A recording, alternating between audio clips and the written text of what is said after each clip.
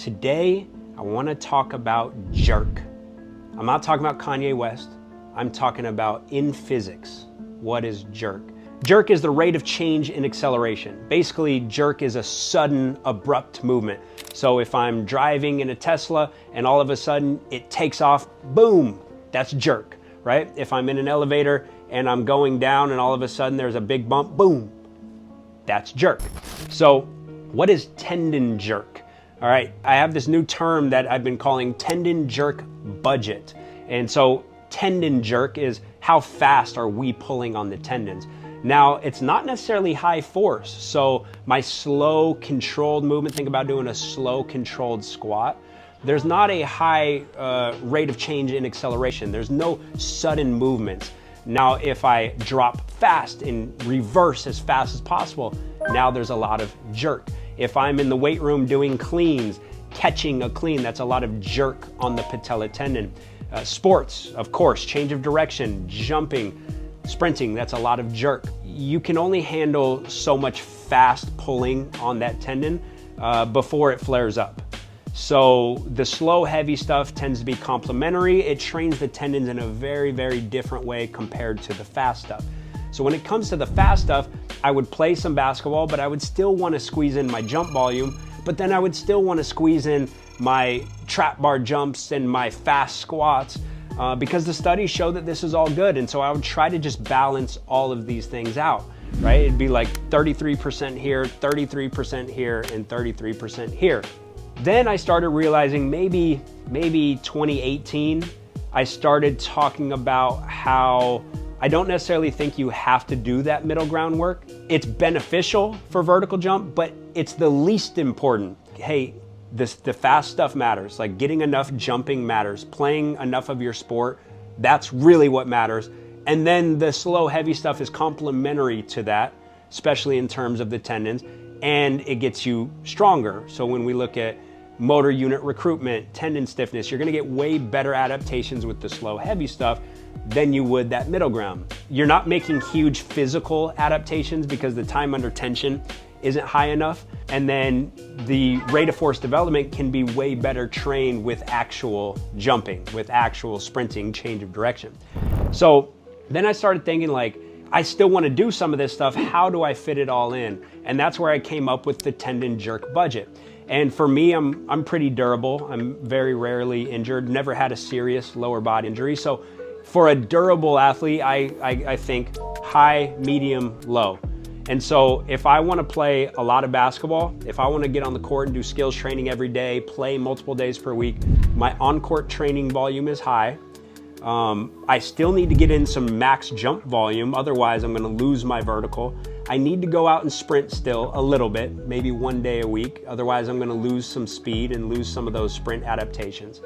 And so if I'm high in basketball, I could be medium in my jump volume and sprint volume. I have to be low, or I have to do zero fast stuff in the weight room.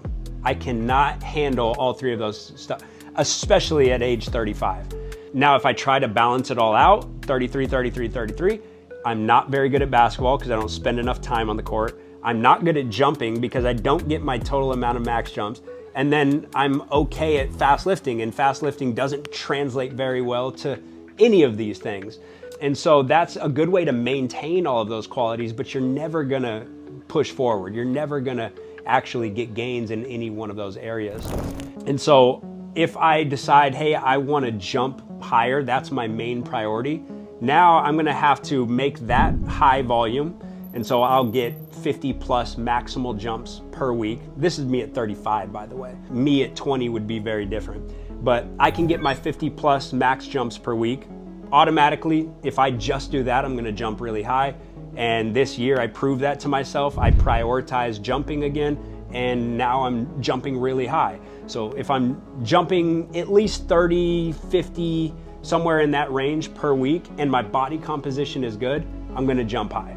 So I got back to dunking, throwing down tomahawks. So if that is high, now my basketball is medium, and then again, the fast stuff in the weight room is low. If I ever want to do more fast stuff in the weight room, if I want to do Olympic lift variations, speed squats, and all of these things, I have to bring down these other areas.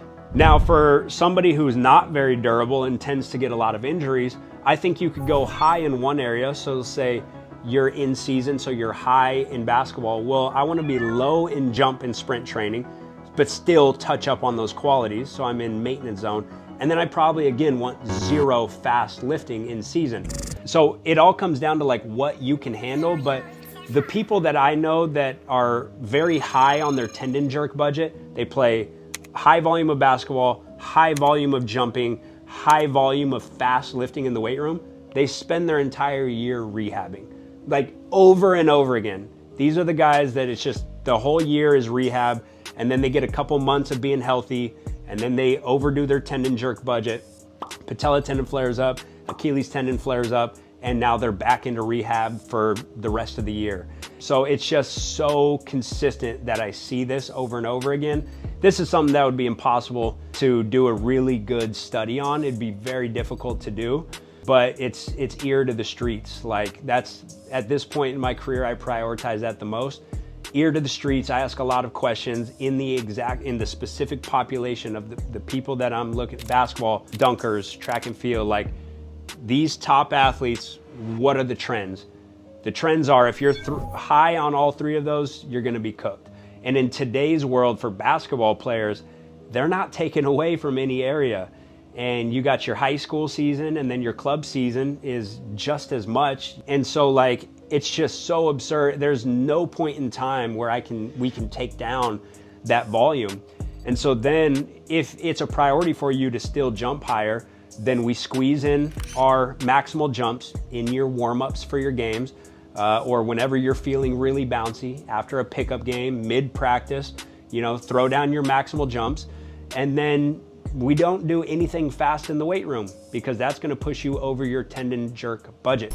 So to summarize, do I think that fast lifting in this middle ground, like the power work, is bad? No, of course it's not bad. It's just the least important because it's not going to get you significantly stronger like the heavier weights will. It's not going to get you the tendon adaptations that heavy weights will. It's not going to be complementary on the health side of things in terms of rebuilding tendons. It's going to add to your tendon jerk budget. It's not high velocity, right? Strength coaches think that an Olympic lift is high velocity. That is so slow compared to actual sport. And everything is built into real sports, right? Like if I want to operate at different areas of the force velocity curve, I could do approach jumps, I could do stationary jumps, I could do a seated jump. You see how I just completely changed where I'm at on the force velocity curve? So it's all built into sports if you do it the right way, like what we do in the Unranked Academy. Our athleticism is all built into the court, and we're hitting all the relevant, all the really important areas in that force velocity curve. And then by the time we get to the weight room, we're just lifting. We're doing normal compound lifts. We're just trying to get stronger so that we can be more physical on the court, tendon health, that kind of stuff. But we don't do a lot of power work. We will squeeze in some band stuff, which is technically kind of the middle ground work, but we're not doing a ton of Olympic lifting variations and a ton of trap bar jumps and that kind of stuff. Again, we'll sneak it in there in certain phases, but that's just not a year-round priority for my training anymore. So again, recap, if you're durable, think high, medium, low. And if I want to prioritize one of these, the other ones have to be constantly shifting. If you're less durable, think high in one area, low in another area, and low in that third area as well. So that's a good place to end it. Unranked is currently having a sale, so that is our most comprehensive program for basketball players. Year-round strength and conditioning, year-round skill, IQ development, it's unreal. Off-season 50 for 50% off your first month, or off-season 20 for 20% off the yearly subscription or your monthly subscription. So check that out. Also, if you haven't gotten our extended length bands or our new band database with over 100 exercises, 6-week program, that's an awesome thing. It's a Chipotle burrito. Come on, guys. It's a Chipotle burrito. It's $20. So check that out at pjfperformance.com. All right, guys, until next time, I'm out.